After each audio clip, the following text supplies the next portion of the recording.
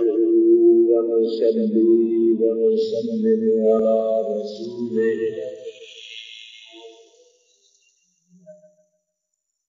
وعلى آله وصحبه وأولياء أمته أجمعين.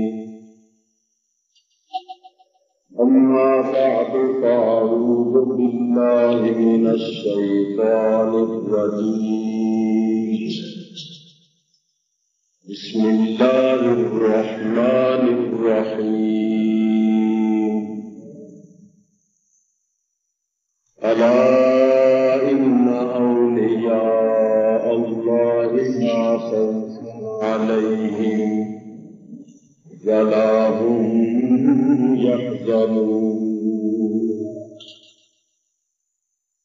الذين آمنوا وكانوا يتقون لهم البشرى في الحياة الدنيا وفي الآخرة لا تبديل لكلمات الله ذلك هو الفوز العظيم.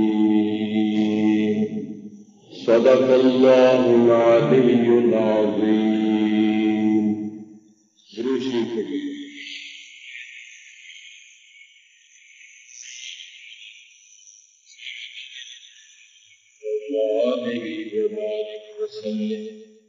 صلاة والسلام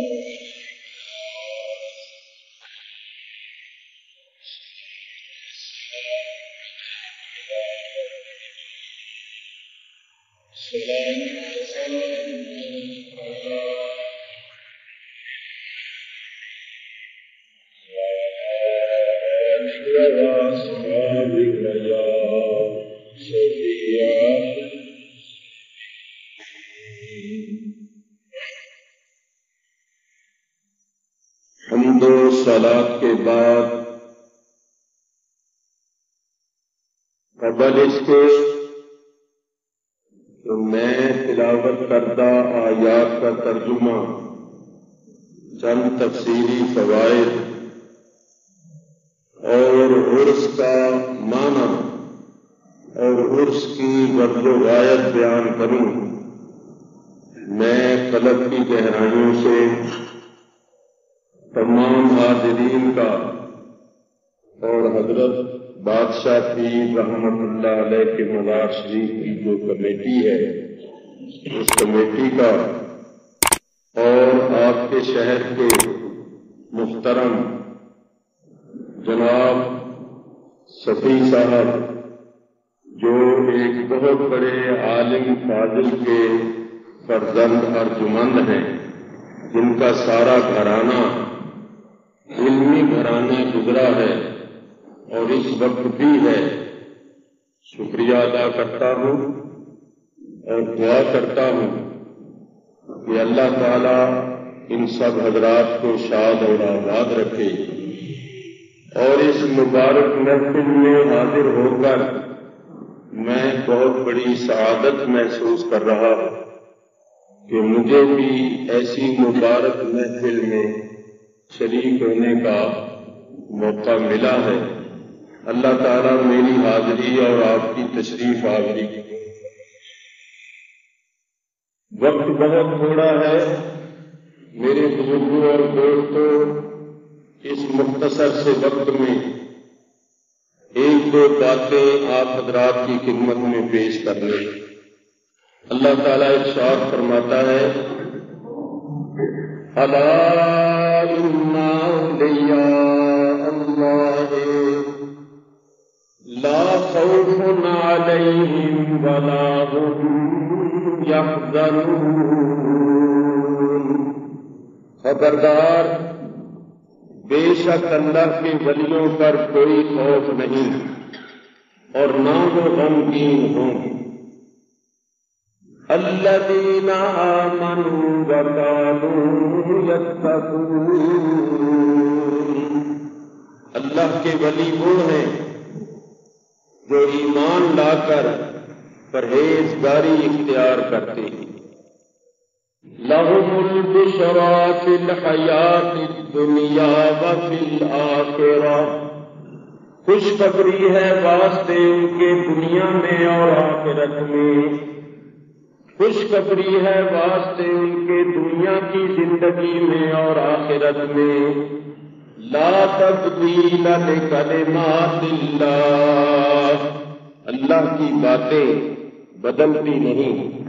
ذالک هو الفوز العظیم، یہ ہے بہت بڑی کامیابی۔ 3 آیتوں کا لفظی ترجمہ میں نے آپ حضرات کے سامنے پیش کیا۔ ادنا سا غور کیا جائے تو معلوم ہو جاتا ہے کہ پہلی آیت میں اللہ تعالیٰ نے اپنے ولیوں کی عظمت و شان کو بیان فرمایا ہے، دوسری آیت میں ان کی پہچان بیان ہوئی ہے، اور تیسری آیت میں ان کا انجام بیان ہوا ہے۔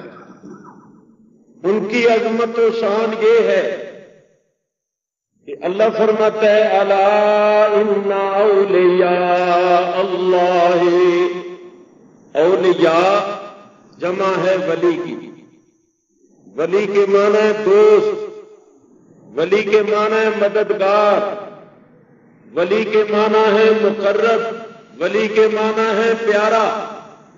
یہاں سارے معنی درست ہو سکتے۔ اولیاء مضاف ہوا ہے اللہ کی طرف، اولیاء اللہ، اللہ کے ولی۔ تو اللہ اس آیت میں یہ فرما رہا ہے کہ بے شک یہ میرے ولی، میرے دوست ہیں، میرے مقرب ہیں، میرے پیارے ہیں۔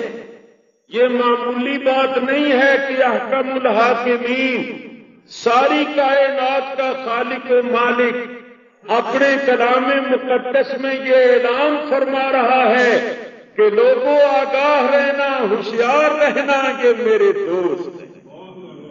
دنیا کا کوئی بادشاہ اپنی مملکت میں اور اپنی سلطنت میں کسی کے متعلق یہ اعلان کر دے کہ یہ میرا دوست ہے، اور اس کو کوئی خوف اور غم نہیں، تو رعایا اس کا ادب کرتی ہے، اس کا احترام کرتی ہے، اور اس کی ناراضگی سے ڈرتی ہے کہ کہیں یہ ناراض نہ ہو جائے، یہ بادشاہ کا دوست ہے، اس کی ناراضگی بادشاہ کی ناراضگی کا باعث بن سکتی ہے۔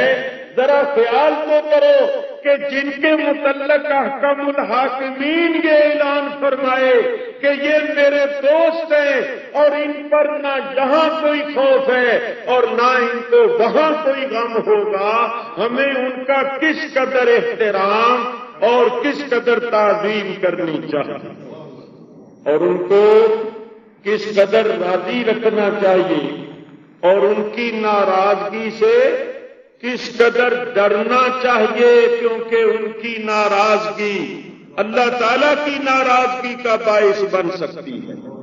اور یہ میں نہیں کہتا، اللہ نے خود فرمایا ہے۔ اللہ تعالیٰ ارشاد فرماتا ہے، حدیث قدسی ہے، صحیح بخاری میں موجود ہے، حضور نے فرمایا، اللہ فرماتا ہے من عادی لی ولیا فقد آذنتہ بالحرب، جس نے میرے ولی سے عداوت رکھی، جس نے میرے ولی سے دشمنی کی، اللہ فرماتا ہے میں اس کو چیلنج کرتا ہوں کہ وہ میرے ساتھ لڑنے کے واسطے تیار رہے، کیونکہ وہ میرے ولی کا دشمن نہیں بلکہ میرا دشمن ہے۔ تو دیکھو یہ اللہ کے ولی ہیں۔ یہاں تو اللہ مضاف ہوا ہے اولیاء کی طرف، اور دوسری آیت میں اللہ تبارک و تعالی کا نام نامی ولی ہو کر ان کی طرف مضاف ہوا۔ بات ہے کہ اللہ نے اپنے ولیوں کا ذکر کرنے سے پہلے خبردار کیوں کیا؟ حالانکہ آپ قرآن پڑھ کر دیکھیے، اللہ نے نماز کا حکم دیا، زکات کا حکم دیا، روزے کا حکم دیا، حج کا حکم دیا، پہلے حرف تنبیہ نہیں فرمایا۔ اقیموا الصلاۃ وآتوا الزکاۃ، نماز قائم رکھو اور زکات دو، حرف تنبیہ نہیں۔ یا ایھا الذین آمنوا کتب علیکم الصیام، اے ایمان والو فرض کر دیے گئے تم پر روزے۔ وَلِلَّهِ عَلَى النَّاسِ حِجُّ الْبَيْتِ مَنِ اسْتَطَاعَ إِلَيْهِ سَبِيلًا، اللہ کے لیے بیت اللہ کا حج کرنا فرض ہے اس پر جو زیادہ راہ رکھتا ہو، جو سفر کی استطاعت رکھتا ہو، جو مکہ مکرمہ پہنچ کر حج کے ارکان ادا کرنے کی طاقت و استطاعت رکھتا ہو، اس پر حج فرض ہے۔ دیکھیے اللہ نے نماز کا حکم دیا، زکات کا حکم دیا، روزے کا حکم دیا، حج کا حکم دیا، حرف تنبیہ نہیں فرمایا۔ اپنے ولیوں کا ذکر کیا تو پہلے حرف تنبیہ فرمایا۔ اس کی کیا وجہ؟ وجہ یہ ہے کہ اللہ تعالی عالم الغیب والشہادہ ہے، وہ جانتا تھا کہ بہت سے ایسے لوگ پیدا ہوں گے جو نماز روزے کا انکار نہیں کریں گے، حج اور زکات کی اہمیت اور فرضیت کا انکار نہیں کریں گے، مگر اولیاء کرام کے کمالات کا انکار کریں گے، ان کے فضائل اور ان کی کرامات کا انکار کریں گے۔ اس واسطے اپنے ولیوں کا ذکر کرنے سے پہلے فرمایا خبردار ان کی عظمت و شان اور ان کے فضائل و کمالات کا انکار نہ کرنا، کیونکہ یہ وہ لوگ ہیں جن کی عظمت و شان کے ڈنکے میں خود بجاؤ۔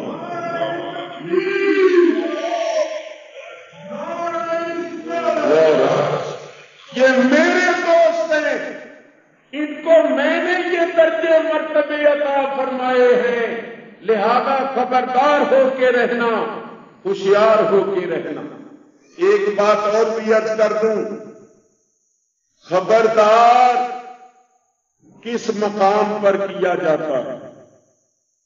جو مقام نازک ہو، جس مقام پر کسی نقصان یا خطرے کا اندیشہ و احتمال ہو، وہاں خبردار کیا جاتا ہے۔ مثلا کوئی شخص نہانے کے لیے کسی نہر میں، ندی میں، دریا میں کود جائے تو جاننے والا خبردار کر دیتا ہے، آگاہ کر دیتا ہے کہ بھائی آگے نہ جانا، آگے پانی بڑا گہرا ہے، پانی کا بہاؤ بڑا تیز ہے، ڈوبنے کا، غرق ہونے کا خطرہ ہے۔ تو جہاں جان کا خطرہ تھا وہاں جاننے والے نے نہ جاننے والے کو خبردار کر دیا۔ آپ بجلی گھر میں جاتے ہیں، پاور ہاؤس میں جاتے ہیں، جہاں بجلی کی موٹر وغیرہ لگی ہوتی ہے وہاں جاتے ہیں تو لکھا ہوتا ہے خبردار، خطرہ، ڈینجر، ہاتھ مت لگائیے۔ کیوں لکھا ہے پڑھے لکھے لوگوں نے، بجلی کے ماہروں نے یہ بورڈ کیوں لگائے کہ ہر قسم کے آدمی آتے جاتے رہتے ہیں، کوئی جگہ جگہ ہاتھ لگا کے دیکھتا پھرے یہ کیا ہو رہا ہے، یہ کیا چل رہا ہے، اور کرنٹ پڑ جائے اور جان سے ہی ہاتھ دھو بیٹھے۔ تو جہاں جان کا خطرہ تھا وہاں پڑھے لکھے لوگوں نے، ماہروں نے خبرداری کا بورڈ لگا دیا۔ جہاں ایمان کا خطرہ تھا وہاں پروردگار عالم نے بورڈ لگا دیا کہ اے ولیوں کی صحبت میں آنے جانے والوں، ان کا ذکر سننے اور سنانے والوں، ذرا ہوشیار خبردار ہو کے رہنا، ان کی شان میں گستاخی نہ کرنا، ان کے متعلق بدگمانی نہ کرنا۔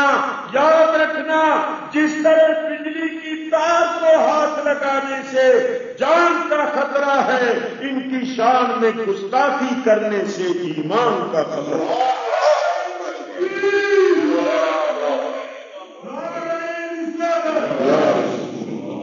الا خبردار، ان اولیاء اللہ علیہم ولا هم يحزنون۔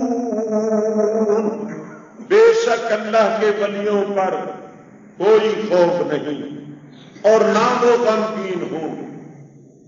اللہ کے ولی کون ہیں؟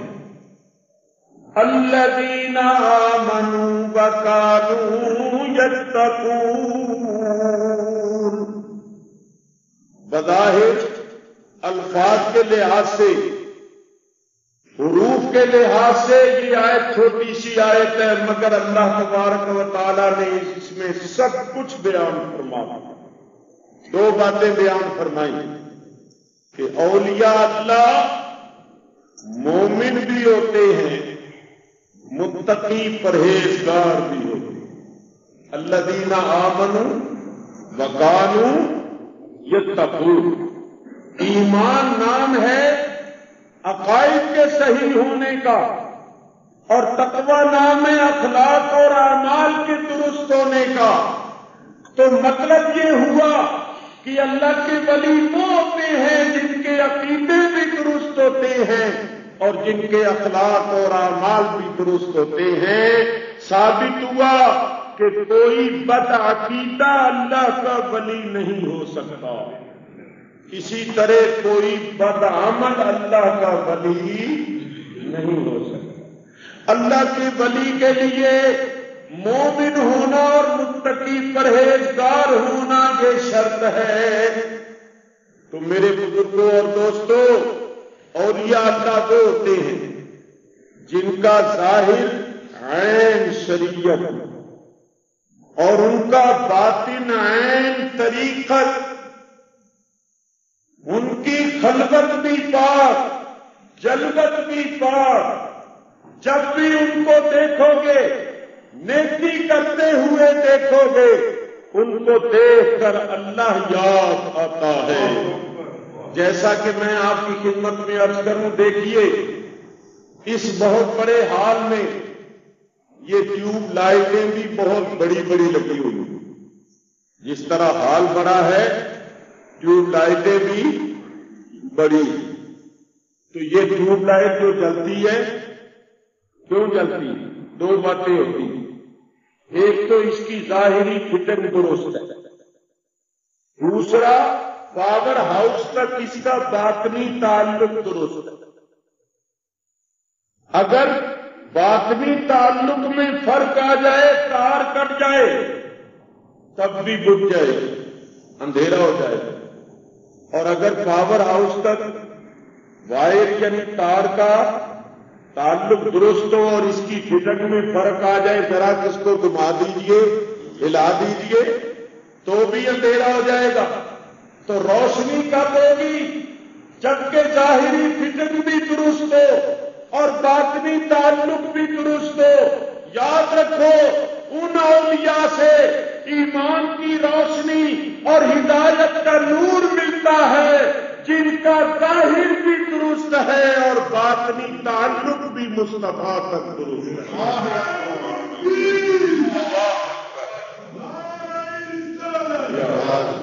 ان کے ظاہر کو دیکھو تو وہ شریعت کا آئینہ ہے، شریعت کا نمونہ ہے۔ ان کا چلنا پھرنا، اٹھنا بیٹھنا، ہر قول و فعل شریعت و سنت کے مطابق ہوتا ہے۔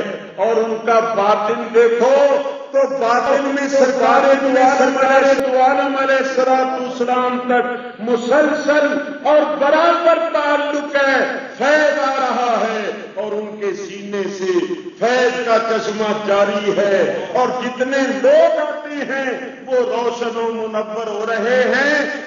دوسرے الفاظ میں یوں کہوں کہ ولی وہ ہے جس کے لبوں پر ہو فرمان رسول اور دل میں ہو فیضان رسول۔ اور اگر لبوں پر ہو کالا کالا اور دل اندر ہو کالا کالا، تو پھر تو اندھیرا ہی اندھیرا ہے، روشنی کا وہاں نام نہیں ہے۔ تو ولی اللہ کی پہچان یہ ہے کہ وہ مومن بھی ہوتا ہے، متقی پرہیزگار بھی ہوتا ہے، اس کا ظاہر بھی ٹھیک، باطن بھی ٹھیک، خلوت بھی پاک، جلوت بھی پاک۔ یہ ان کی پہچان ہے۔ اب ان کا انجام سنو۔ اللہ تعالیٰ ارشاد فرماتا ہے لَهُمُ الْبُشْرَىٰ فِي الْحَيَاةِ الدُّنْيَا وَفِي الْآخِرَةِ، خوشخبری ہے واسطے ان کے دنیا کی زندگی میں اور آخرت میں۔ یہ تو آپ جانتے ہیں کہ زندگیاں دو ہیں، ایک دنیا کی زندگی ہے اور ایک آخرت کی زندگی۔ یہ بھی سب جانتے ہیں کہ دنیا کی زندگی عارضی ہے، فانی ہے، چند روز ہے، اور آخرت کی زندگی دائمی ہے، ابدی ہے، ہمیشہ کی زندگی ہے۔ وہاں موت کا وجود ہی نہیں رہے گا، خود موت تو ہمیشہ کے لیے موت آ جائے گی۔ اسی واسطے اللہ تعالیٰ ارشاد فرماتا ہے خالدین فیہا ابدا، جو ایمان والے نیک عمل کرنے والے جنت میں داخل ہوں گے وہ ہمیشہ ہمیشہ جنت میں رہیں گے، اور اسی طرح کافر مشرک وغیرہ جہنم میں داخل ہوں گے تو ہمیشہ ہمیشہ جہنم میں رہیں گے۔ تو وہاں کی زندگی دائمی زندگی۔ مجھے بتاؤ، اگر کوئی شخص اس دنیا کی زندگی میں کسی وجہ سے معزز بنا ہوا ہو، مثلا اس کے پاس بہت زیادہ مال و دولت، یا کوئی وہ بہت بڑا عہدہ اور منصب رکھتا ہے، لوگ اس کی عزت کرتے ہیں، سلام کرتے ہیں، بظاہر وہ بڑا معزز نظر آتا ہے، لیکن اس کا عمل اچھا نہیں، اس کا کردار اور کریکٹر اچھا نہیں، وہ نماز نہیں پڑھتا، وہ روزہ نہیں رکھتا، حلال حرام کی تمیز نہیں، جائز و ناجائز کی پرواہ نہیں، تو جب وہ گناہ کی زندگی بسر کرتا ہے تو بولو قیامت کے دن ذلیل و خوار ہوگا یا نہیں ہوگا؟ یقیناً ہوگا، کیونکہ جہاں معزز تھا مال کی وجہ سے مال یہی رہ گیا، یہاں معزز تھا عہدے کی وجہ سے عہدہ یہی رہ گیا، اور اپنے ساتھ لے گیا اپنے گناہ۔ ایسے شخص کو اللہ تعالیٰ ارشاد فرمائے گا ذُقْ إِنَّكَ أَنْتَ الْعَزِيزُ الْكَرِيمُ، آج میرا عذاب جب تو دنیا میں بڑا معزز اور بڑا مکرم بنا پھرتا تھا۔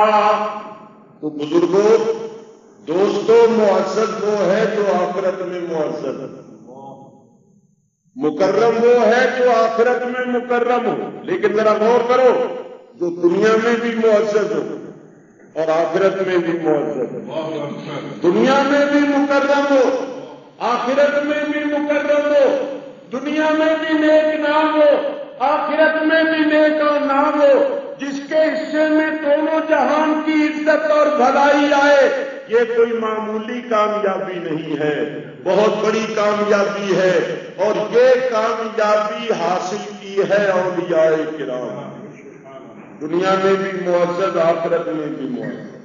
لَهُمُ الْبُشْرَىٰ فِي الْحَيَاةِ الدُّنْيَا وَفِي الْآخِرَةِ، خوشخبری ہے واسطے ان کے دنیا کی زندگی میں اور آخرت میں۔ اللہ نے دونوں جہان میں ان کو خوشخبری دی۔ ہو سکتا تھا کوئی شک شبہ کرتا، فرمایا لا تبدیل لکلمات اللہ، او شکیو شک نہ کرنا، اور وہمیوں وہم نہ کرنا، یہ خوشخبری اس اللہ کی طرف سے ہے جس کی باتیں بدلتی نہیں۔ ذالک هو الفوز العظیم، اللہ فرماتا ہے یہ ہے بہت بڑی کامیابی جو ان کے حصے میں آئی، جو دونوں جہان میں بشارت کے مستحق ہوئے ہیں، بشارت سے سرفراز ہوئے ہیں۔ چنانچہ دیکھیے، دنیا کے بادشاہوں کی عزت ہوتی ہے، چرچا ہوتا ہے، اخباروں میں ان کا نام، رسالوں میں ان کا نام، ریڈیو وغیرہ میں ان کا نام، لیکن جب وہ تخت سے نیچے اتر جاتے ہیں تو نام بھی اتر جاتا ہے، پھر نہ اخباروں میں ان کا نام رہتا ہے، نہ رسالوں میں، اور نہ ریڈیو وغیرہ۔ میرے بزرگوں اور دوستوں، اس کے مقابلے میں ان اولیاء اللہ کو دیکھو، سینکڑوں برس ہو گئے ان کو اپنی قبروں میں آرام کرتے ہوئے، مگر لوگوں کی زبانوں پر ان کا نام ہے، لوگوں کے دلوں کی گہرائیوں میں ان کی یاد ہے، سچی عقیدت ہے۔ آج بھی لوگ ان کا نام سن کر قربان ہوتے ہیں اور ان کے نام پر جان مال قربان کرنے کے لیے تیار ہیں۔ تو معلوم ہوا کہ جو عظمت ان کو حاصل ہے وہ دنیا کے بادشاہوں کو حاصل نہیں۔ دنیا کے بادشاہ ان کے سامنے کیا ہے؟ وہ تو ان کے آستانوں پر آ کر اپنے ماتھے رگڑتے ہیں۔ اپنے ماتھے کس کے ہیں؟ ان کے مزاروں پر جا کر دیکھو، سدائی بہار ہے، ہر وقتی وہاں رونق کی رونق ہے۔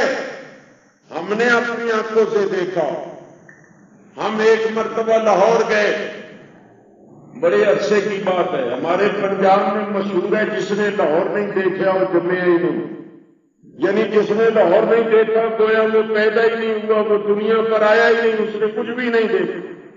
ہم بھی چلے گئے لاہور دیکھنے، تو ہم نے لاہور دیکھا، بہت سی چیزیں دیکھی۔ ان چیزوں میں جہانگیر بادشاہ کا مقبرہ بھی دیکھا، مغلیہ خاندان کا مشہور بادشاہ جہانگیر، اس کے مقبرے پر گئے۔ بڑی خوبصورت عمارت بنی ہوئی ہے، بڑا شاندار باغیچہ ہے، بڑے خوبصورت پودے ہیں، پھول ہیں، مگر ہم نے وہاں پلاٹوں میں اور اس گارڈن میں، اس باغیچے میں کیا دیکھا؟ کہیں تو تاش باز بیٹھے ہوئے تاش کھیل رہے، کہیں جوئے باز ہیں جوا کھیل رہے، کہیں بٹیر باز ہیں بٹیرے لڑ رہے، کہیں تتر باز ہیں تتر لڑا رہے، اور کہیں نظر باز ہیں۔ نظر باز جانتے ہو، وہ جن کا کام صرف آنے جانے والوں کو دیکھنا ہوتا ہے۔ تو وہاں باز ہی باز نظر آئے، کہیں تاش باز، کہیں جوئے باز، کہیں نظر باز، اور اس کے بعد ہم حاضر ہوئے اس آستانے پر جو لاہور کا روحانی بادشاہ ہے، جس کا نام ہے حضرت سید علی حجویری، حضرت دادا گنج، جن کے مزار پر حاضر ہو کر خواجہ خواجگان معین بے کسان والی ہندوستان حضرت خواجہ معین الدین چشتی اجمیری سرکار نے یہ کہا کہ گنج بخشے فیض عالم مظہر نور خدا ناک سارا بل کامل کامل۔ یہ وہ ہوتی کہ یہ شیر حضرت خواجہ غریب نواز کرتے، اس سے اندازہ کرو کہ شیخ الاسلام والمسلمین حضرت بابا فرید الدین گنج شکر بہت وطن شریف والے، جن کا لقب ہے زہد الانبیاء، جن کا دربار اتنا عظمت والا دربار ہے کہ خواجہ نظام الدین اولیاء محبوب الہی دہلوی قدس سرہ العلی فرماتے ہیں، میں نے اپنی آنکھوں سے نبی کریم کو دیکھا، ایک دروازے سے داخل ہوئے، دوسرے دروازے سے نکلے، فرمایا جو اس دروازے سے نکل جائے گا، جو اس دروازے میں داخل ہو جائے گا وہ جنتی ہو جائے گا۔ اسی واسطے بابا صاحب کے روضے کے دروازے کو بہشتی دروازہ کہتے ہیں۔ ایک مرتبہ حاضری کا اتفاق ہوا، میں اندر بیٹھا ہوا تھا، باہر کوئی پڑھنے والے پڑھ رہے، جس نے اس در پہ گردن جھکائی بن گیا وہ محبوب الہی، جس نے اس در پہ گردن جھکائی بن گیا وہ محبوب الہی۔ دیکھو کلیر میں جا خواجہ صابر پیا ہے یا گانا، تیرا قائم رہے آستانہ، خواجہ گنجے قدر کر کرم کی نظر میں دیوانہ، تیرا قائم رہے آستانہ، خواجہ گنجے قدر کر کرم کی نظر میں دیوانہ، تیرا قائم رہے آستانہ، جس نے اس در پہ گردن جھکائی بن گیا وہ محبوب الہی، دیکھو کلیئر میں جا خواجہ صابر پیا ہے یا گانا، تیرا قائم رہے آستانہ۔ اللہ اکبر۔ میں بتانا یہ چاہتا تھا کہ یہ حضرت بابا فرید گنجے شکر جیسی ہستی حضرت داتا صاحب کے مدار پر جاتے تھے تو اپنی داڑھی سے جھاڑو دیا کرتے تھے، اپنی داڑھی مبارک سے زمین صاف۔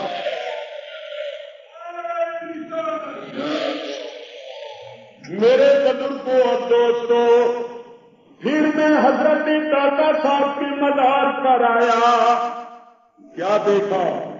وہاں سینکڑوں لوگ بیٹھے ہوئے قرآن شریف پڑھ رہے ہیں، کوئی تسبیح پڑھ رہا ہے، کوئی ذکر میں حق ہوں میں لگا ہوا ہے، اور کوئی مسجد میں نماز پڑھ رہا ہے۔ لوگ آتے تھے، پھولوں کے گجرے اور ہار لے کر آتے ہیں اور پیش کر رہے ہیں، ایسا معلوم ہوتا تھا جیسے کوئی شہزادہ بیٹھا ہو، وقت کا بادشاہ بیٹھا ہو، دنیا آ رہی ہے اور عقیدت کے پھول پیش کر رہی ہے۔ وہاں پہنچ کر دل کی گہرائیوں سے یہ آواز نکلی کہ بادشاہ یہ ہے، وہ نہیں ہے۔ یہ وہ بادشاہ ہے جس کی بادشاہی آج بھی قائم ہے، جس کے دربار میں آج بھی بہار ہے، آج بھی رونق ہے۔ تو یہ دلوں کے بادشاہ ہوتے ہیں، اولیاء اللہ دلوں کے بادشاہ ہوتے ہیں، ان کے مداروں پر ہر وقت بہار ہی بہار رہتی ہے، لوگ آتے ہیں اور اپنی مرادیں پا کے جاتے ہیں، پھولوں کے ہار اور گجرے پیش کر کے جاتے ہیں۔ جو ان کو عزت و عظمت حاصل ہے وہ دنیا کے بادشاہوں کو حاصل نہیں۔ اللہ تعالیٰ ارشاد فرماتا ہے لَهُمُ الْبُشْرَىٰ۔ آپ جانتے ہیں کہ حضور علیہ الصلوۃ والسلام کی ذات اقدس پر نبوت ختم ہو گئی، حضور کے بعد کوئی نبی نہیں آ سکتا، تو اللہ تعالیٰ نے اس دین کو زندہ اور قائم رکھنے کے واسطے کیا انتظام فرمایا ہے؟ اللہ تعالیٰ نے حضور علیہ الصلوۃ والسلام کے آخری سچے کامل اکمل دین کو قائم رکھنے کے لیے یہ انتظام فرمایا ہے کہ حضور کی امت میں علماء ربانیین اور اولیاء کاملین پیدا فرمائے۔ چنانچہ سرکار فرماتے ہیں علماء امتی کا انبیاء بنی اسرائیل، میری امت کے علماء بنی اسرائیل کے نبیوں جیسے ہوں، نبی تو نہیں ہوں گے، کام نبیوں جیسے کر کے دکھائیں۔ ان علماء سے مراد وہ مولوی نہیں ہیں جو گلیوں بازاروں میں پھرتے ہیں، ان مولویوں سے مراد وہ مولوی نہیں ہیں جو ممبروں پر بیٹھ کے بات کرتی ہیں اور خود عمل نہیں کرتی، جن کا قول کچھ اور ہے عمل کچھ اور ہے۔ وہ مولوی نہیں ہے کہ جو اسلام کے نام پر لوگوں کو دھوکہ دیتے ہیں، فریب دیتے ہیں اور ان کے ایمانوں کو لوٹتے ہیں۔ اس حدیث میں جن علماء کا ذکر ہے ان علماء سے مراد وہ علماء ہیں جیسے سیدنا غوث اعظم، جیسے خواجہ غریب نواز، جیسے حضرت داتا گنج بخش، جیسے شیخ الاسلام والمسلمین حضرت بابا فرید شکر گنج، جیسے حضرت امام ربانی امام مجدد الفسانی، جیسے اعلیٰ حضرت امام اہل سنت مولانا شاہ احمد رضا فاضل بریلوی رحمت اللہ تعالی علیہ، یہ وہ ہستیاں ہیں جنہوں نے دین کو زندہ کیا اور لوگوں کے سینوں میں شمع محمدی روشن کی اور لوگوں کے دلوں میں عشق کی شمع کو روشن کیا۔ وہ علماء مراد ہیں تو یاد رکھو، حضور فرماتے ہیں اللہ تعالیٰ میری امت میں ایسی ایسی علماء، ایسی ایسی اولیاء پیدا کرے گا جن کی وجہ سے دین زندہ اور قائم رہے گا۔ حضرت بادشاہ پیر شیخ احمد رحمت اللہ تعالی علیہ، میں اگر تو ان کے حالات سے واقف نہیں ہوں، لیکن میں جانتا ہوں ان اولیاء اللہ کا ایک ہی ربط اور ایک ہی طریقہ ہوتا ہے۔ سارے ولی ایک ہی سلسلے میں ولی رہتی ہے، اگرچہ 4 سلسلے ہیں، نقشبندی، قادری، چشتی، سور وردی، مگر ان میں کوئی فرق نہیں ہوتا کیونکہ ان سب کا مرکز ایک ہے۔ یوں سمجھو جیسے کہ 4 ٹیوب لائٹیں روشن ہیں، مگر کسی ٹیوب لائٹ کا رنگ سبز ہے، گرین ہے، کسی کا سرخ ہے، کسی کا پیلا ہے اور کسی کا سفید ہے۔ بظاہر کے رنگ تمہیں مختلف نظر آتے ہیں مگر ان کے اندر جو روشنی ہے وہ ایک ہی ہے۔ اس روشنی کا کوئی رنگ نہیں، وہ روشنی ایک ہی رنگ کی ہے، وہ گرین اور سرخ نہیں ہے۔ اسی طرح ان اولیاء اللہ کے بظاہر حالات مختلف ہوتے ہیں، کوئی جلالی ہوتا ہے، کوئی جمالی ہوتا ہے، کوئی کسی اسم کا مظہر ہوتا ہے، کوئی کسی اسم کا مظہر ہوتا ہے، مگر ان سب کا مرکز اور منبع ذات محمد مصطفیٰ صلی اللہ تعالی علیہ وسلم ہے۔ یا یوں سمجھو کہ یہ 4 دروازے ہیں، جو تم جس دروازے سے بھی اندر جاؤ گے اندر سرکار دو آدمی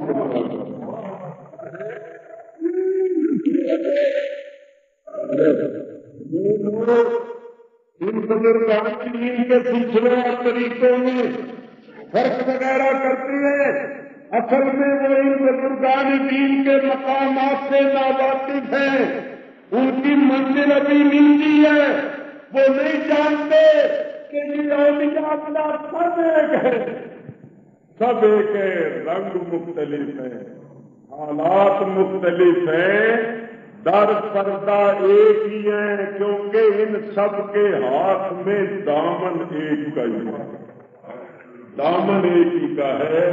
تو ان لوگوں نے دین پھیلایا۔ دیکھو میں آپ کو بتاؤں، ان مولویوں نے تو لڑا لڑا کے دنیا کو مار دیا ہے، ان کا کام ہے مشرک اور بدعتی بنانا۔ میرا یہ دعویٰ ہے کہ آپ تاریخ پڑھ کر دیکھیے، اس دنیا میں جہاں کہیں بھی اسلام کی روشنی پہنچی ہے اس کے پہنچانے والے اولیاء اللہ، علماء ربانیین ہوئے۔ اور یہ اولیاء اللہ جاہل نہیں ہوتے، کوئی ولی جاہل نہیں ہو سکتا، اور جو جاہل ہو وہ ولی نہیں ہو سکتا۔ یہ الگ بات ہے کہ کسی ولی نے ظاہر طور پر علم نہ پڑھا ہو مگر جاہل وہ بھی نہیں ہوتا۔ واتقوا اللہ ویعلمکم اللہ، اللہ فرماتا ہے تم متقی پرہیزگار بن جاؤ، اللہ تمہیں خود علم عطا فرمائے۔ یہ صاحب علم لدنی ہوتی ہیں، ان میں کوئی جاہل نہیں ہوتا۔ ہمارے ہندوستان میں ایک شاید ہوئے ہیں حضرت سائیں توکل شاہ صاحب امبالوی رحمت اللہ تعالی، بظاہر وہ بالکل ان پڑھ، کچھ نہیں پڑھے ہوئے، کسی دارالعلوم میں کسی مکتب میں انہوں نے تعلیم نہیں پائی، مگر وقت کے ولی کامل تھے۔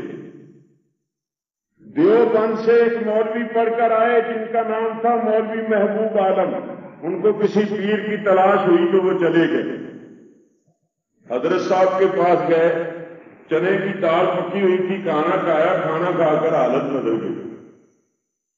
مولوی صاحب واپس آئے، رستے سے پھر واپس حضرت صاحب کے پاس چلے گئے، کہنے لگے حضرت میرا دل نہیں چاہتا جانے کو، میرا دل چاہتا میں آپ کے پاس رہوں۔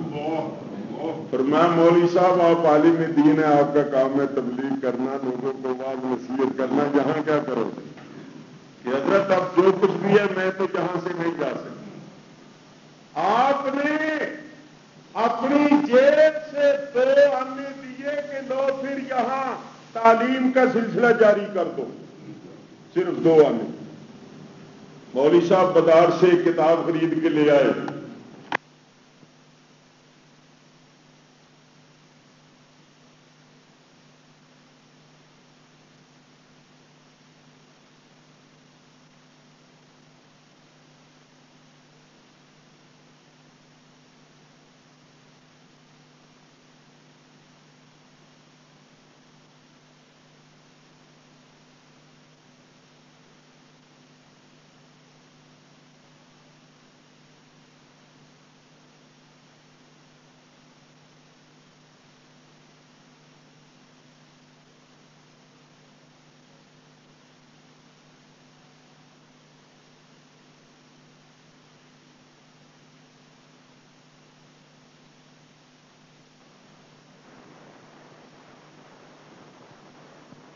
پڑھانا شروع کر دیا۔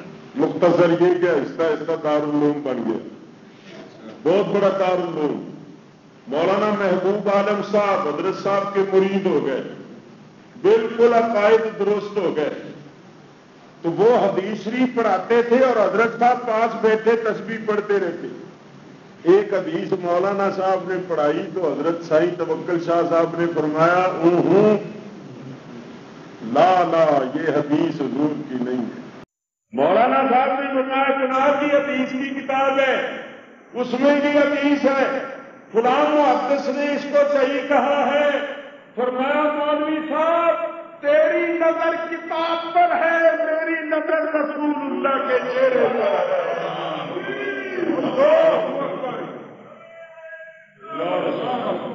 میں رسول اللہ کو دیکھ رہا ہوں، حضور فرما رہے ہیں کہ میرا فرمان نہیں ہے، میں میری کتاب کو دیکھوں یا ادھر دیکھوں۔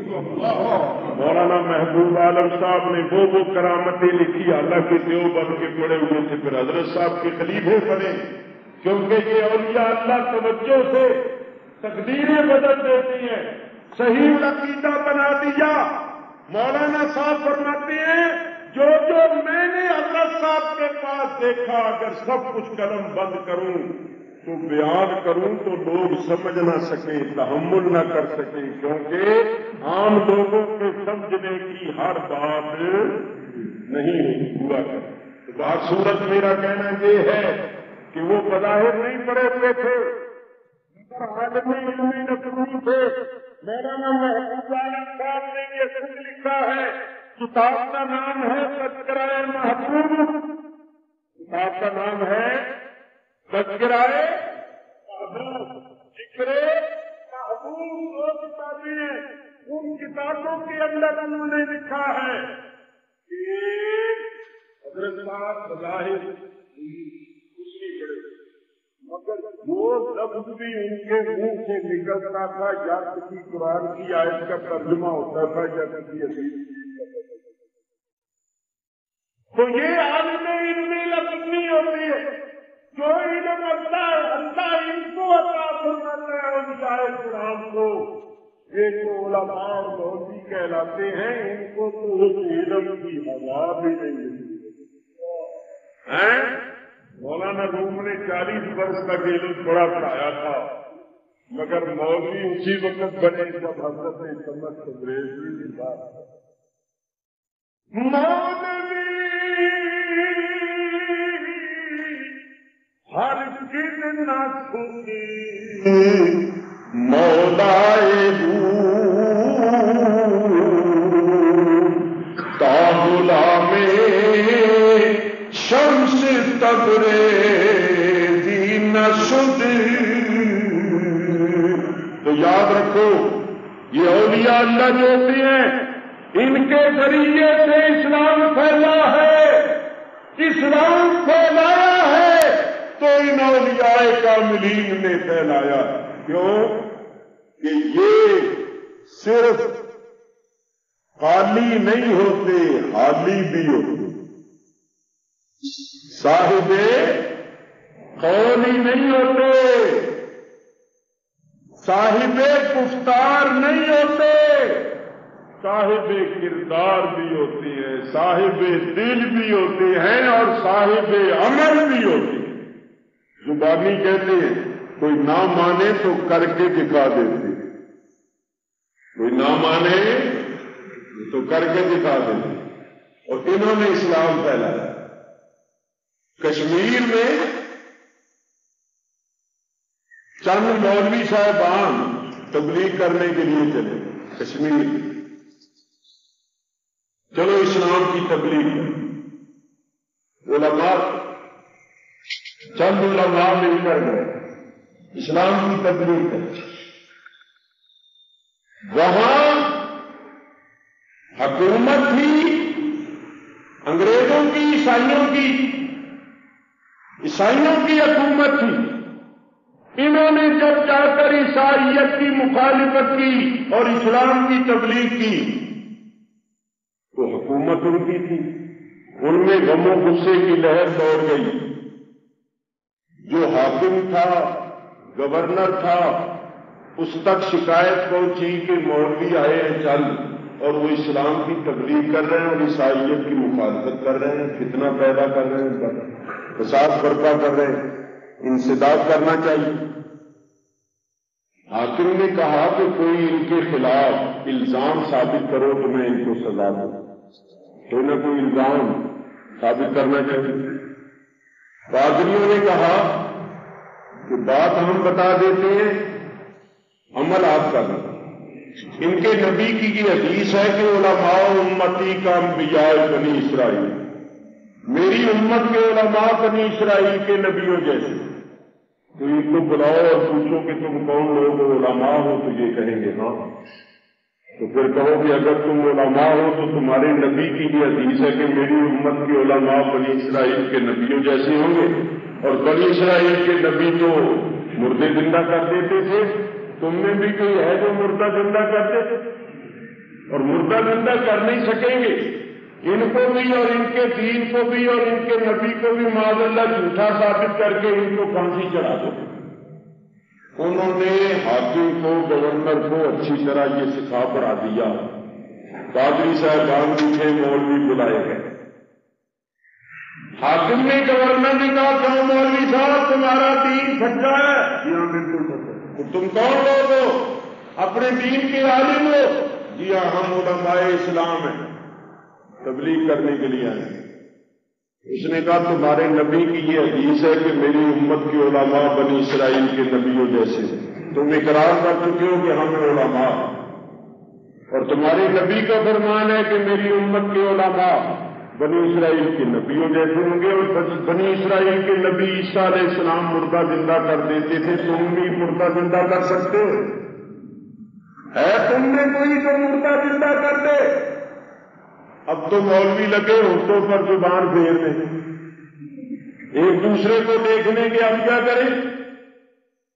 وہ سمجھ گئے کہ ان کے پلے کچھ نہیں، کیونکہ چہرے کی ہوائیاں اڑ گئی، ہونٹ خشک ہو گئے۔ وہ ذرا گرج کے بولا کہ بتاؤ تم میں کوئی ایسا ہے جو مردے کو زندہ کر دے؟ یا تو مردہ زندہ کرو یا یہ کہو کہ ہمارا نبی بھی معاذ اللہ جھوٹا ہے، دین بھی جھوٹا ہے، اسلام بھی جھوٹا ہے۔ اب جھوٹا کیسے کہیں؟ نہ جھوٹا کہہ سکے، نہ مردہ زندہ کر سکے۔ بادشاہ نے کہا بتاؤ، نہیں تو تم سب کو پھانسی لگا دیں گے، تم یہاں آ گئے ہو فتنہ برپا کرنے کے لیے۔ کہنے لگے جناب ہمیں 40 روز کی مہلت دے دی ہے۔ بادشاہ نے مہلت دے دی کہ ان کو قید کر دو اور قید خانے میں ڈال دو، انہوں نے جو وظیفے پڑھنے ہیں پڑھ لیں، جو چلے کرنے ہیں کر لیں، جو تسبیحاں پھیرنی ہیں پھیر لیں، 40 روز کے بعد اگر مردہ زندہ کر دے تو ٹھیک، ورنہ سب کو پھانسی لگا دے۔ مولوی بیچارے اندر ہو گئے، نہ کھانے کو دل کرے نہ نیند آئے، کیونکہ سامنے موت نظر آتی تھی، دشمن ملک ہے، کوئی دوست نہیں ہے، کوئی یار نہیں ہے، پرایا ملک ہے، لوگ مخالف ہیں۔ جب جناب والا نہ نیند آوے نہ کھانے پینے کو سوچے تو خدا تو ماشاءاللہ بڑے موٹے موٹے تازے تازے تھے، پھر پتلے پتلے ہو گئے، رنگ پیلے زرد ہو گئے۔ 40 روز گزر گئے، مگر وہ آج کل کی تبلیغ کرنے والوں جیسے نہیں تھے۔ یہ تو اب سے سلسلہ چلا ہے، چند سال پہلے، اور یہ واقعہ سینکڑوں برس پہلے کا ہے۔ وہ اہل سنت کے علماء تھے، اگرچہ صاحب کرامات نہیں تھے مگر عقیدے میں صحیح تھے۔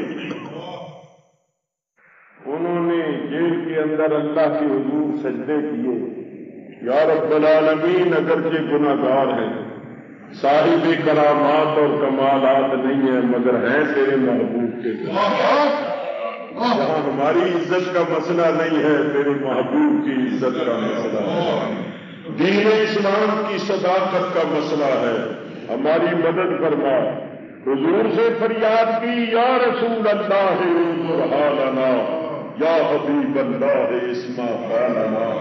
حضور ہماری حالت دیکھیے، ہماری فریاد کو سنیے، مدد فرمائیے۔ سرکار سے استغاثہ کیا، دن پورے ہو گئے، 40 دن گزر گئے، بادشاہ کے سامنے پیش ہوئے۔ مولوی بیچارے پیلے ہو رہے تھے، پتلے ہو رہے تھے، رنگ زرد ہے، ہوائیاں اڑی ہوئی ہیں، سینوں میں دل دھڑک رہے ہیں۔ بادشاہ نے پوچھا کیوں بھائی، جو پڑھ لیا تم نے پڑھنا تھا، کر لیا وظیفہ جو کرنا تھا، بولو اب تم میں کوئی ہے جو مردہ زندہ کرے؟ تو انہوں نے خیال کیا، یا رب العالمین کب مدد ہوگی، یا رسول اللہ کب کرم فرماؤ گے؟ جناب والا اسی وقت سرکار دو عالم علیہ السلام نے اپنی امت کے ایک ولی کامل، اپنے فرزند کامل، حضور کی اولاد میں سے ایک کامل ولی تھے جن کا نام ہے حضرت سید علی حمدانی۔ حضرت سید علی امیر کبیر حمدانی رضی اللہ تعالیٰ عنہ، جو عراق، ملک عراق کے شہر حمدان میں تھے، سرکار دو عالم نے عالم کشم میں ان کو حکم دیا، جاؤ بیٹا میرے دین کو سچا کرو۔ مولوی پھنس گئے ہیں، ان کو جا کر نکالو۔ حضور کا حکم ہوا، حضرت سید علی امیر کبیر حمدانی حمدان سے چلے، کتنی دیر میں کشمیر میں پہنچے۔ ایک قدم ان کا حمدان میں تھا، دوسرا کشمیر میں بادشاہ کے دربار۔ یہ کوئی تعجب کی بات نہیں ہے، جو لوگ انکار کرتے ہیں ان کی جہالت ہے۔ جبریل امین خدا نہیں ہے، خدا کا بندہ ہے، فرشتہ ہے۔ اور پڑھ کر دیکھو کہ جبریل امین چونکہ سراسر روحانی ہے تو اس کی یہ شان ہے کہ آنکھ جھپکنے سے پہلے سدرہ سے زمین پر آ جاتا ہے۔ کیوں آ جاتا ہے؟ اس لیے کہ وہ سراسر روح ہے۔ تو جو اولیاء اللہ اس دنیا میں سراسر نور اور روح ہو جاتے ہیں، ان کے حالات بھی فرشتوں کے سے ہو جاتے ہیں۔ وہ فرماتے ہیں ارواحنا اجسادنا واجسادنا ارواحنا، ہماری روحیں ہمارے جسم ہیں، ہمارے جسم ہماری روحیں ہیں۔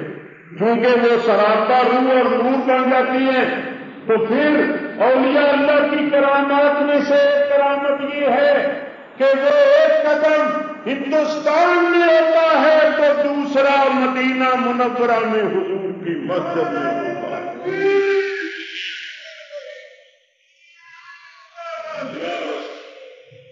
میرے بزرگوں اور دوستوں، حضرت سید علی امیر کبیر ہمدانی بادشاہ کے دربار میں پہنچ گئے۔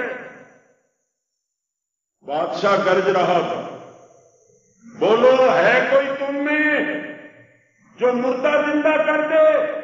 یا تو مردہ زندہ کرو یا یہ کہو کہ ہمارا دین جھوٹا، ہمارا نبی بھی جھوٹا ہے، معاذ اللہ۔ حضرت صاحب نے قدم رکھتے ہی جب یہ کلمات سنے تو جلال آ گیا۔ یہ اللہ کا ولی کیسے سن سکے کہ ہمارا نبی جھوٹا ہے، ہمارا دین جھوٹا ہے؟ جلال آ گیا۔ جلال نے آ کر فرمایا ہمارا دین بھی سچا ہے، ہمارا نبی بھی سچا ہے۔ مولویوں نے دیکھا بھی آیا کوئی مرد خدا، شکر ہے بھائی کوئی آیا ہے، حضور کا کرم ہوا ہے، اللہ کا فضل ہوا ہے، چہروں پر ذرا سرخی آئی اور ذرا دل سنبھلا، ورنہ قریب تھا کہ سب کے ہاتھ فیل ہو جاتے۔ اب تو ذرا جان میں جان آئی کہ شکر ہے آ گیا کوئی مرد خدا۔ یہ اللہ والے جو ہوتے ہیں ان کا مقام اور ہوتا ہے، ولایت کا روب ہوتا ہے، ولایت کا جلال ہوتا ہے۔ او ہر مشکل دی کنجی یارو، پنجابی زبان کا شعر ہے مگر بڑا پیارا ہے۔ ہر مشکل دی کنجی یارو، ان مرداں دے ہاتھ آئی، او مرد نظر کرن جس ویلے تے مشکل رہے نہ کائی۔ مرد خدا وہ ہوتا ہے ایک نگاہ کرے تو تقدیریں بدل کے رکھ دے۔ حضرت صاحب آ گئے، فرمایا ہمارا نبی بھی سچا ہے، ہمارا دین بھی سچا ہے۔ یہ کدھر سے آ گیا ہے؟ یہ کون ہے؟ کہنے لگا اگر دین سچا ہے، نبی سچا ہے تو مردہ زندہ کر سکتے ہو۔ فرمایا ایک مردہ کیا سارا قبرستان زندہ کر دوں؟ ایک مردہ لیے پھرتا ہے، سارا قبرستان زندہ کر دوں، لیکن ایک شرط ہے، تم اپنے آپ کو عیسائی کہتے، حضرت عیسیٰ علیہ السلام مردے زندہ کرتے، کیا تم میں بھی کوئی ہے جو مردہ زندہ کر دے؟ عیسائی کہلانے والوں، حضرت عیسیٰ مردے زندہ کرتے تھے، تم میں کوئی ہے جو مردہ زندہ کر دے؟ یا پھر میں محمد ہی مردہ زندہ کرتا ہوں، اور پھر تمہیں حضرت محمد کے دین پر ایمان لانا پڑے گا۔ حضرت عیسیٰ کا دین اور حضرت محمد کا دین کوئی الگ الگ دین ہے، سارا دین ایک ہی ہے۔ حضرت عیسیٰ نے بھی حضور کی بشارت دی، حضرت محمد صلی اللہ علیہ وسلم کے مبشر بن کر وہ آئے تھے، تو میں مردے زندہ کرتا ہوں، تمہیں ایمان لانا پڑے گا۔ اگر ایمان نہیں لاؤ گے تو سارا کشمیر تباہ ہو جائے گا۔ یا تم مردہ زندہ کر کے دکھاؤ یا میں کر کے دکھاتا ہوں، اور اگر میں مردہ زندہ کر کے دکھاؤں تو پھر تمہیں ماننا پڑے گا کہ ہمارا دین بھی سچا ہے، ہمارا نبی بھی سچا ہے۔ انہوں نے کہا ہم مان لیں گے۔ آپ نے فرمایا چلو قبرستان میں چلے گئے، ایک بہت پرانی سی قبر تھی، اس کی مٹی ہٹائی تو آپ نے فرمایا قم بإذنی، اٹھ میرے حکم سے۔ قبر میں سے مردہ اٹھا اور وہ زندہ ہو کر اٹھا۔ اللہ اکبر! یہ اللہ والے جو فرماتے ہیں نا قم بإذنی، بعض لوگ نہیں سمجھتے۔ اللہ فرماتا ہے جب میرا بندہ میرا محبوب بن جاتا ہے تو اس کی زبان میں ہو جاتا ہوں جس سے وہ کلام میں اس کی زبان ہو جاتا ہوں۔ اسی کا ترجمہ کیا مولانا روم رحمت اللہ علیہ کہ گفتگو گفتائے اللہ بود گرچہ از حلقوں میں عبداللہ بود، اس کا کہنا پھر اللہ کا کہنا ہو جاتا ہے۔ اگرچہ آواز عبداللہ کی الگ سے نکلتی ہے مگر متکلم اللہ ہوتا ہے۔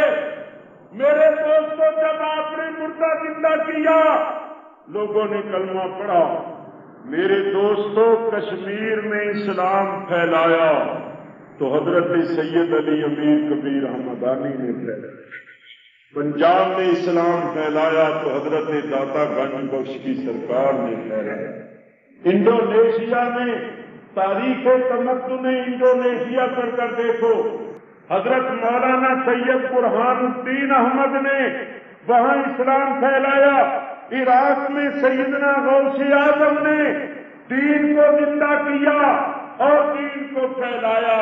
میرا یہ دعویٰ ہے آپ کا یہ ہندوستان، یہ سارا راجپوتانہ، یہ جے پور کا علاقہ اس نے مسلمان کیا ہے۔ خواجہ خواجگان حضرت خواجہ غریب نواز اجمیری سرکار نے 95 لاکھ کافر کو مسلمان بنایا۔ یہ ہے تبلیغ، اس کو کہتے ہیں تبلیغ، یہ ہے دین کا پھیلانا کہ ان لوگوں نے اسلام کی اور دین کی شمعوں کو روشن کیا ہے، تو اسلام کی روشنی جہاں بھی پھیلی، پھیلانے والے اولیاء کرام۔ اذان ہو رہی ہے شاید، اذان الفاظ پر کیونکہ اور بھی پروگرام ہے، گفتگو ختم کر رہا ہوں کہ دین کو پھیلایا ہے، دین کی شمع روشن کی ہیں تو اولیاء کرام نے کی، اور ان اولیاء کرام کی وجہ سے آج بھی دین زندہ اور قائم ہے۔ اور میں نے ساری دنیا کے لیے میں نے دیکھا ہے کہ آج بھی اسی شخص کے عقیدے صحیح ہیں اور اس کا ایمان درست ہے جس کا کسی ولی کامل کے ساتھ جس کا کسی ولی کامل کے ساتھ تعلق ہے، جس کی نسبت ہے کسی ولی کے ساتھ، اس پر نظر ہے، کرم ہے، اور وہ ایمان میں سچا ہے اور عقیدوں میں درست۔ جس کے ہاتھ میں کسی ولی کامل کا دامن نہیں ہے، بس وہ مذبذب ہے، نہ اللہ دینا نہ اللہ، ادھر آئے تو ادھر کے ہو گئے، ادھر گئے تو ادھر کے ہو گئے۔ تو میرے بزرگوں، ان اولیاء کرام سے وابستہ رہو، کیونکہ ان کی محبت سرمایہ ایمان اور ذریعہ نجات ہے، اور محبت زبانی کلامی نہیں ہونی چاہیے بلکہ ان کی تعلیمات اور ہدایات پر عمل کرنا چاہیے۔ یہ دیکھو کہ آج تک ان کا نام روشن ہے تو کس وجہ سے؟ صرف اس وجہ سے کہ انہوں نے اپنی زندگی اللہ اور اللہ کے رسول کی اطاعت میں گزاری، اللہ کی یاد میں زندگی گزاری۔ انہوں نے ساری زندگی اللہ کی یاد کی، اللہ نے ان کے ڈنکے بجائے۔ فاذکرونی اذکرکم کا یہی مطلب ہے کہ تم میرا ذکر کرو، میں تمہاری عظمت و شان کے ڈنکے بجا دوں گا، رہتی دنیا تک تمہارا ذکر ہوتا رہے۔ یہ جو مخلوقات ذکر کر رہی ہے آج حضرت بادشاہ پیر رحمت اللہ علیہ ہو رہی ہے، یہ اذکرکم کا مظاہر ہے کہ اللہ تعالیٰ نے اپنے پیاروں کے دلوں میں ان کی یاد ڈال دی اور وہ ان کا ذکر کرتے ہیں۔ تو ان کے ساتھ اپنی عقیدتیں وابستہ رکھو، لیکن میں ایک بات ضرور کروں گا کہ ایسی باتیں مت کرو کہ جو شریعت کے بھی خلاف ہے، اسلام کی تعلیم کے بھی خلاف ہے، اور جن کی وجہ سے مخالفین کو ہمارے مسلک پر اور ہمارے بزرگوں پر اعتراضات کرنے کے موقع ملے۔ ہمیں یہ چاہیے کہ ان بزرگان دین کی عظمت کو قائم رکھنے کے واسطے اور اپنے سلسلوں کی صداقت کو قائم رکھنے کے واسطے وہ کام کریں جو شریعت اور سنت کے مطابق، ایسے کام نہ کریں جو شریعت اور سنت کے خلاف۔ یہ آخر میں ایک بات ذرا کھڑے ہو کر کہتا ہوں، سارے حضرات دیکھ، آج رات کو الوداعی جلسہ تھا مسجد میں، وہاں میں نے ایک نعت شریف پڑھی، تھوڑی سی اس کی تشریح کی اور بہت ہی مختصر بیان کیا، باقی سب شکریہ کے کلمات تھے، دعائیہ کلمات تھے باہر صورت۔ آپ کو معلوم ہے کہ میں کل ساؤتھ افریقہ سے جا رہا ہوں، چند روز میں نے موریشس میں ٹھہرنا ہے اور پھر وایا بمبے انشاءاللہ کراچی پاکستان پہنچ جاؤں۔ رات کو ایک شخص ٹیلی فون پر ہمارے بھائی محمد عثمان کو پریشان کرتا، ٹیلی فون کرتا تھا کہ حاجی ابراہیم صاحب محمد کہاں ہیں؟ انہوں نے کہا کہ وہ اپنے گھر میں چلے گئے، کہنے لگا اس کو ہم چھوٹ کر دیں۔ مولانا صاحب کہاں ہیں؟ مولانا اکاڑوی صاحب، ان کو بھی ہم زندہ نہیں چھوڑیں گے، یہ نہیں کریں گے، وہ نہیں کریں گے۔ تو یہاں اگر کوئی سن رہا ہو تو بے شک ان کو آواز پہنچا دے کہ ابھی آج کا دن میں یہاں ہوں، پھر ان کو موقع نہیں ملے گا۔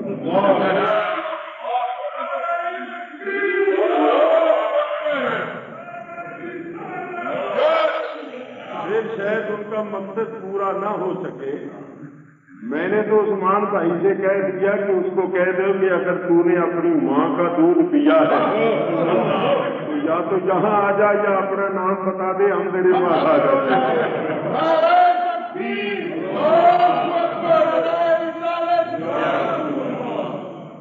پھر وہ بار بار ٹیلی فون کرتا رہا، اس کا مقصد تھا پریشان کرنا۔